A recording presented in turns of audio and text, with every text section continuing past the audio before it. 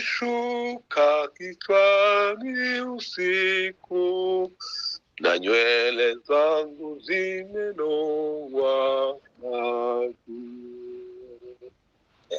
Huyu si mgeni, ni Yesu Mwokozi, sauti yake nzuri najua, inamfungulia naona ni Yesu, na siku hiyo sitaisahau. Anong'oneza sasa rohoni wangu, karibu naye ninatulia,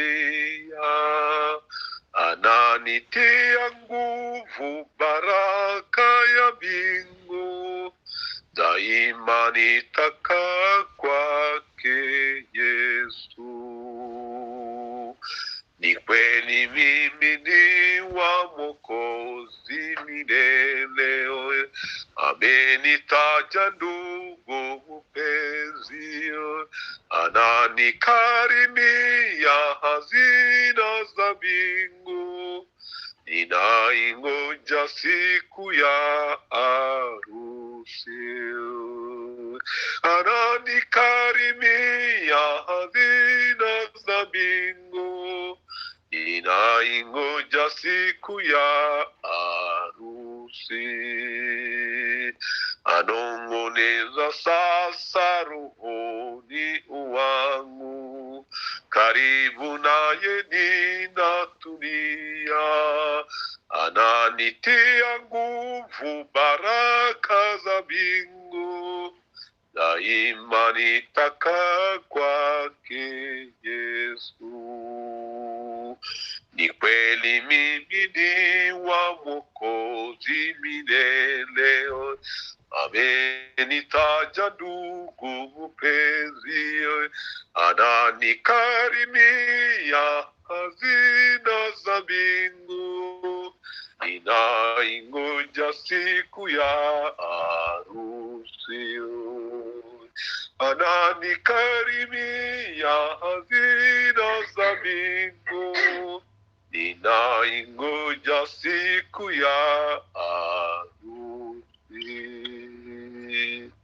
Haleluya, haleluya, haleluya. Mwami Yesu mukunzi wacu, ushimwe uhabwe icyubahiro uko tugire neza muri iki gitondo cy'uyu munsi. Yega bari kuri imigabane bukeye, n'abandi bari ku migabane bwishe, ariko twese duteraniye imbere yawe Data, kubw'urukundo rwawe n'inka yawe n'imbabazi zawe nyinshi tugirira. Turabo baremye turemeye imirimo myiza mwabariyo tugenderamo, niyo mpamvu tugushima uko turi ni wakutugize.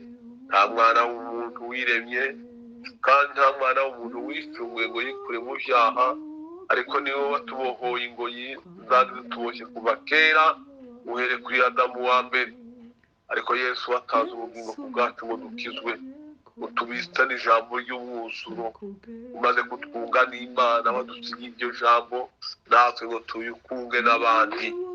Abavuga butumwa baravuga, abasenga bagasenga, abarimba bakaririmba, ariko bose babihawe nawe.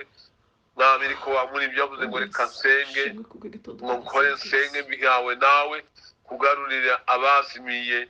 Iri jambo ryawe riza ritemburura benshi batembye, iri jambo ryawe rikagarura benshi batorotse bavuye mu kwizera, iri jambo ryawe rikabyutsa abandi basinziriye bakongera kandi bakabagenzi beza. Dore ugiye kuvuga uhawe umwanya, turamusabira umugisha ngo navuga amagambo yawe aba ariyo aja mu kanwa ke, kandi umukoreshe nk'igikoresho cyawe, imbaraga zawe zize mu ijambo ziriherekeje ryinjire mu mitima ya twese abategera. Kandi mukunzi mwiza, umugisha wasezeranije abavugana bumva tugabane twese, ubundi ikirere cyeyuwe gitange connection nziza, ibizira byose n'ibisitaza byose byeyuke, ariko ijambo ry'Imana riganze ritegeke. Hari ibintu Satani aza yubaka mu mitima y'abantu akabishyiramo by'inkingirizi ngo batumva, ariko usenya ibihome na biriya byose byashyizweho kurwanya ubushake bw'Imana, kutumvira kose guhorwe, kumvira ko gusohore mu matwi ya bose y'umutima bakira ijambo ryawe. Ndabigusabye Data, turizera kuko uzawumva kandi ugakora kuruta uko twasenze. Icyubahiro kibi cyawe n'amashimwe yawe muri Kristo Yesu umwami n'umukiza wacu.